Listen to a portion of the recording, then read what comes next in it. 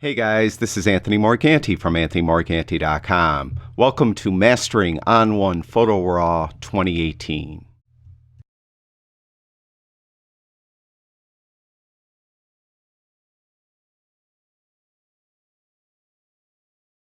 In this video, we're going to talk about the black and white filter that's found in the Effects module of On1 Photo RAW 2018. We're also going to discuss blending modes.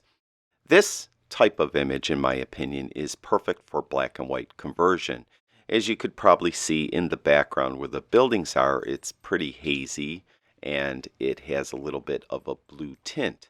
And try as I might, I could not adequately remove that haze and or that blue tint. Now I did try. I did some basic tone and color adjustments. I brought the haze slider down, and what I found is the further I brought the haze slider down, it did remove the haze, but it just increased that blue tint. So that was very troublesome. Beyond the tone and color adjustments, I also did some luminance noise reduction because the sky was very, very noisy, and I did lens corrections. Now, you probably remember that there is a black and white filter or black and white panel in the Develop module. And one thing I want to stress, or actually two things I want to stress about the overlap that you'll find in the Develop module and the Effects module. Whenever there is similar filters, generally speaking, the effects filters will be more feature rich. So you could do more with the effects filter. Also, the functionality is sometimes different. And we found that already when we were dealing with the detail panel here in the Develop module. When you bring luminance noise reduction up, you smooth out the noise. And if you remember when we brought the detail slider up, it didn't increase detail. It actually smoothed out the noise even more and reduced detail. Conversely, when we worked with the noise reduction filter in the Effects module, the luminance slider worked in the same way as it does here. You move it to the right and it will smooth over any luminance noise. But the detail slider worked in a completely different way. When you moved it to the right, it increased detail or pulled some detail back into your image. So it was really completely different than how it operates here. The black and white filter in the Effects module is no different than the black and white panel in the Develop module, in that it works differently, is what I should say, than that it is different, not no different. For example, I'm going to add the black and white panel in this Develop module. And one thing I want to show you is going across the top we have these styles we talked about: green, yellow, red, and blue. And the way these styles operate, it's as though you were shooting black and white film and you had that color filter on your lens. And whenever you have a colored filter on your lens, whatever is the same color in the scene will be rendered brighter on your black and white film. For example, if I click on this green style, it will make the green trees brighter. It also made the sky and the buildings a little darker. So you can see it operates very similar to how it would operate if you were really shooting film and really had a green filter on your lens. Now I'm going to close this and we're going to open up the Effects module, and then I'm going to add filter and put the black and white filter on here. Now you could see the very first preset style is green. I'm going to click on that and you can see it does quite the opposite. It makes anything green in the image darker and adds some contrast, it looks to me. And then it made the blue sky lighter. So it really was pretty much the opposite of that green style for the Develop module's black and white panel. So really the whole point of my long speech here is to try to let you know that quite often the functionality between common filters and panels between the Develop and Effects modules will be totally different, and you really have to learn them. Generally speaking, you're probably going to prefer to put filters on your image that are in the Effects module because they're more powerful. And we're going to find that out now as we work through this black and white filter. Now I'm going to reset it, and like all On1 filters and panels, across the top we have those styles, and we already did the green. Then you have yellow, and then you have red. So you really have to click on these. With the black and white panel in the develop module, you could pretty much predict what was going to happen. With these, it's a little more unpredictable, so you have to click on them. Infrared, and there is a lot you could do in this panel. So when I click on infrared, not only is it adjusting the color mix, or what On1 calls the color response, it's also doing some tone, toner, and film grain adjustments as well, which we'll get to in a minute. So we go to this drop down and we have a Dell, blue, chrome, coffee, cyanotype, deep blacks, fade to black and white, gold toner, grainy film, green, which we already saw, high key black and white blue, high key black and white lavender, high key black and white warm, then infrared, which we already saw, inky, neutral, orange, red, rhody, sepia toner, snappy warm, subtle selenium, and yellow. And then of course you have the ability to customize this panel or this filter to your liking, and then save that customization as a new style. Once you have it saved as a new style, if you make any micro adjustments to it and you want to save that to that same style, you could do that. You could update basically that style with the new settings, or you could delete that style, and you're only able to delete the styles you created. And we covered how to do that in other videos, so we won't cover that here. Now I'm going to reset this. Now, beyond or below these styles, we have a drop down, and there's two different conversions. What conversions are basically, how are you going to like relate the grayscale pixels to their color counterparts. So we have color response, which most other programs call color mix. This is the most common conversion.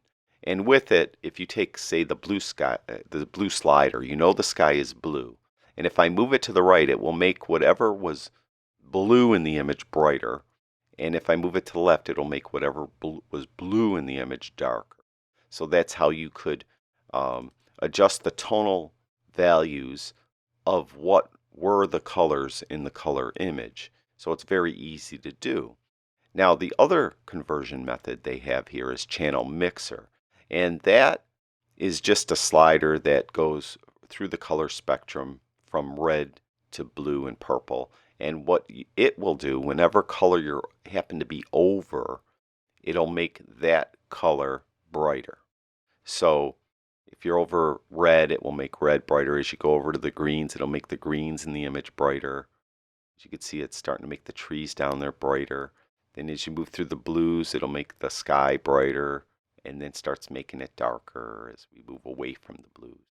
So you could see how you could kind of move this left and right until you get something that you like. The channel mixer basically is a faster way to achieve a result than it would be if you were using what On1 calls color response. Again, most places or companies call this the color mix. So, or sometimes they call black and white mix actually. So use whichever you feel comfortable. On this image, maybe I'll bring the blues down. I'll bring the greens down a little bit, but I'll bring the yellows up so you can see the effect it's giving me. Now, another thing you could do is you could use a targeted adjustment. You can see right here we have the little eyedropper tool. So what you would do is you would click on that, and that activates it, and it turns your cursor into a plus sign. And then you would go over a specific color, like this would be blue in the color image, the sky up here, way up here at the top. And you would click with the left mouse button, and you could see that when I hold the left mouse button in, I have this horizontal double arrow, and that's implying I should drag right and left. So when I drag right, if you look over at the blue slider on the panel or on the filter itself, you see as I drag to the right, it is moving that to the right, and it is making the sky brighter. If I move this or drag it to the left, you could see it's pulling that blue slider down. So you could just target adjustments like that.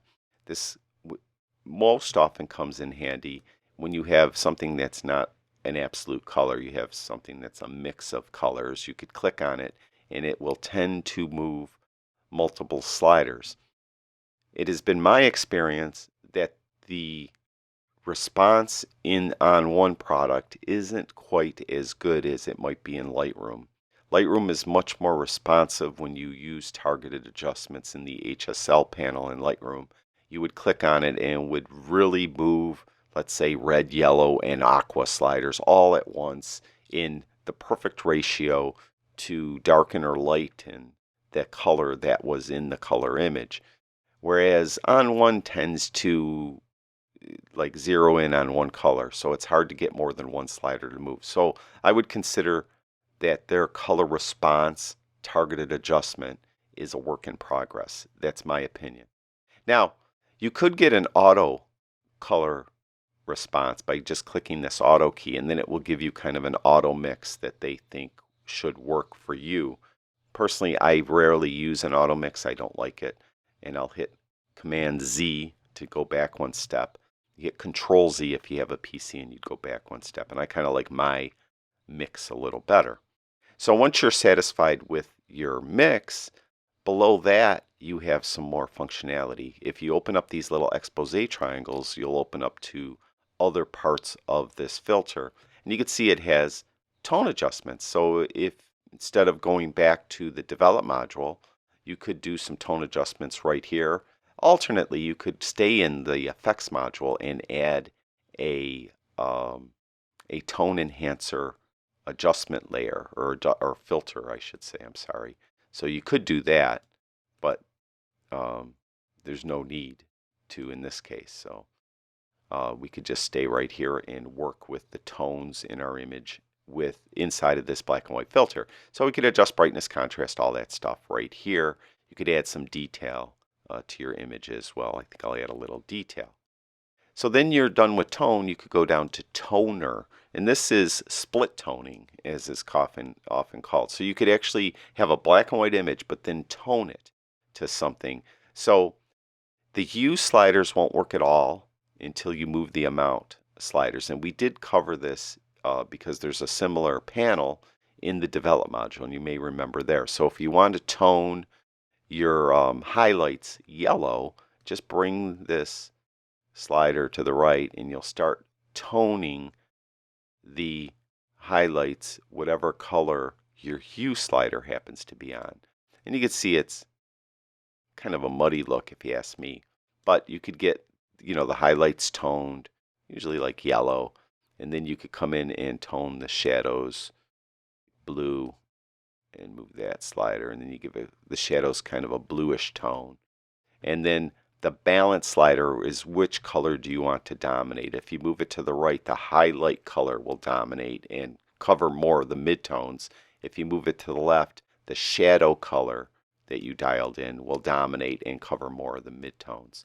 So this is this toner. There's also a drop down here, and you could get some very specific looks, which probably might be more applicable for most of us instead of trying to manually dial in. So I'm just going over a few of them, and you could see the kind of looks you could get with the toner, also known as split tone by just about everyone else in the world. So we could come in there and do that. You also could click that little swatch and get a specific color like yellow, and then close our color picker and then move amount up to get yellow. Then we could get shadows, and we could make the shadows purple, and then move amount up to tint the shadows purple. So you could dial in your own custom setting as well. Then you click reset there, or that's invert. So you're inverting the highlight setting with the shadow setting. You do that. You see that it really gives you an off the wall look. So I'm going to take those all the way down. That. So I have amount all the way down. And if you don't want to tint the absolute whites and the absolute blacks, you would click this little button there, and that will leave the absolute blacks black and the absolute whites white right there. So that is the toner. Below that we have film grain, and you have a couple presets, and you could do like a Fujifilm Neopan 100, Neopan 400, and let's see if we could find one that you could actually see on the screen. I know on the videos. Here's one, Kodak T-Max 3200. You could probably see that there on the screen. And as I go through these, you can see it'll give you specific types of film grain. You could also come in and you could dial in your own specific film grain that fits your scene.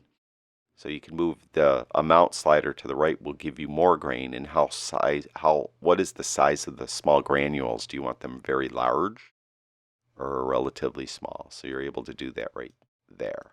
So we're going to get rid of that totally. Have none, so we're not going to have any film grain at all, no toner at all. And to me that's a decently processed black and white image. Now I did mention I wanted to talk about blend modes, and I should mention, and I really don't think I've mentioned it yet, but all of the filters and some of the panels will have an opacity slider in them, and you could just dial it back and you could see how it's mixing. It's reducing our black and white basically and allowing some of the color to come through.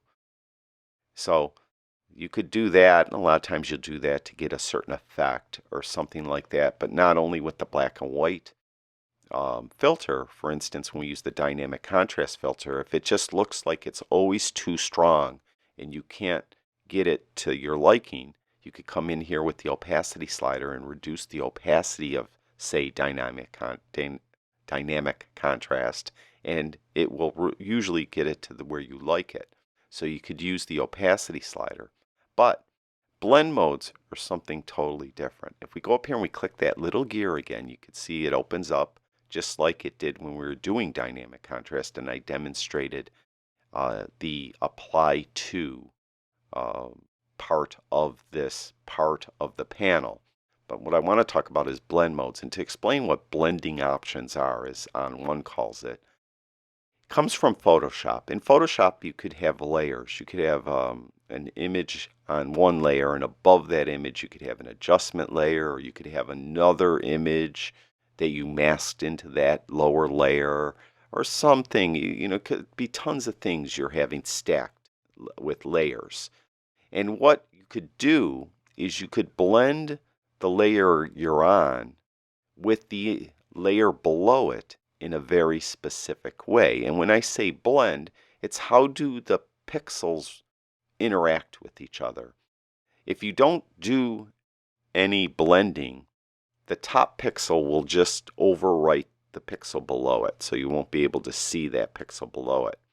But if you blend it, you could blend it so their color values are additive or subtractive, or do some type of other difference like adjustments to each other, or you could have their luminance levels be additive or subtractive, or you could have different combination where one type of blend mode will have the luminance levels additive, but their chroma values will be subtractive. So it's, kind of technical, but you don't have to worry about all that. You really just have to open up the drop down, and you can see it's divided up into 5 different sections. The top section will generally make your image darker. So what we're doing now is we have 2 layers, really. We have our original color image as the bottom layer, and then on top of that we have our black and white image on top. So how are we going to interact or blend that top black and white image with the color image below it? If I go on darken, it'll tend to allow darker tones come through. In this case, multiply makes it even darker. Color burn, you can see some of these are really off the wall, and it's very hard to predict what effect you're going to get. Really, all you really can do is come in here and sample them and see if there's something you like, because it will be different every time, and all the filters will react differently. So it's really something to just test and see if it's something you like. There's linear burn, darker color. Now the next section will tend to make your image lighter. So it's going to be lighten, screen, color dodge, linear dodge, add, linear color. Now the next section tends to affect midtones more than highlights or shadows. Overlay, soft light, hard light, vivid light, linear light, pin light, hard mix. Now the next little section here is just, are the colors going to be a difference between when they're reacting to each other, or are they going to exclude each other? You can see how it's really bizarre. Then the next section tends to deal with color and luminance. So we have hue, saturation, color. You can see there's really not a difference between those three in this instance, but in other cases you'll have quite a difference. Then we have luminosity. Luminosity gives me a decent look color image. But you could come in here again and see if there is a blending option that you like. I'm going to leave it on normal because I'm not really going to do any blending with this image. And we did the actual targeted adjustment apply to in our previous video, so we covered that already. So you could come in here and let's say use darken, and you could then, I don't know if these shadows tell you the truth. Yeah, you could see. You could come in here. I don't know how much these sliders affect blending options, to tell you the honest to God truth. You could see, yeah, they do affect the highlights. So then you could come in, all right, let's, for the sake of argument, go through this. These would operate the same way as they did when we did the targeted adjustments, or what On1 calls apply to. If you want to protect the highlights, so you don't want your highlights to blend, move this slider to the right. You can see it's making it brighter because we have one of the darker blending options on, the blending option multiply. If you want to protect your shadows, move that to the right, and you can see how it's tending to not blend the shadows as much. And if you had a human in your image and you wanted to protect his or her skin tones, you can move that to the right, and you can see it's actually affecting this image as well, because there are a lot of mid-tone colors in here. So those protection sliders do apply to blending options, and I just found that out for myself right now because I never messed with those. So with that, that is the black and white filter, and you can see that it is considerably more powerful than the black and white panel that is in the develop module. Now I think in our next video I'm going to talk about portraiture and what filters you could add to enhance a portrait. That's it for this video, and I'd like to thank everyone for watching my videos. I truly do appreciate it. I'll talk to you guys soon.